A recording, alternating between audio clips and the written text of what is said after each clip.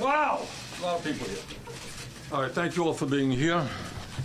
And I really do feel bad for the people of Iowa, because I have been all over the state, as you well know. We have held, I think, 120 rallies and town meetings, and these are serious people who are trying to do the best they can in determining who the best candidate for president is.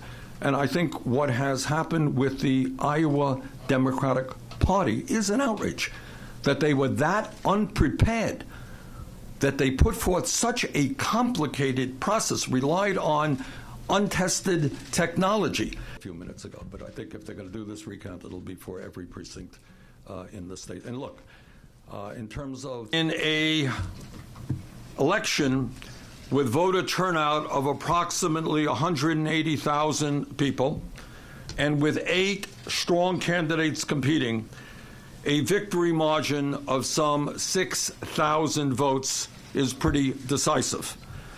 And the reason that happened is because of the unprecedented grassroots effort of our volunteers.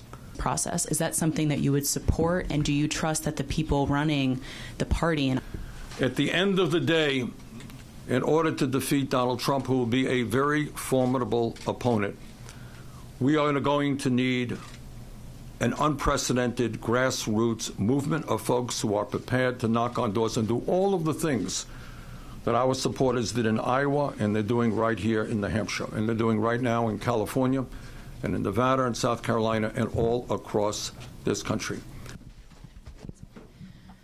So Senator Tom Perez is calling for essentially a recount. Suddenly, a guy comes in who does not campaign one bit in Iowa, New Hampshire. He's not on the ballot, I guess, in Nevada or South Carolina, but he's worth $55 billion. And I guess if you're worth $55 billion, you can get the rules changed for a debate. So to answer your question, I think that that is an absolute outrage and really unfair.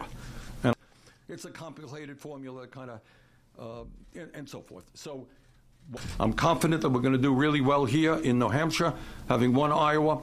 We're going to do very well in Nevada. I think we're going to do a lot better than people think in South Carolina. I think we've got a good shot to win California. And bottom line, I believe that we are well positioned to win the Democratic nomination and to defeat the most dangerous president in the modern history of this country.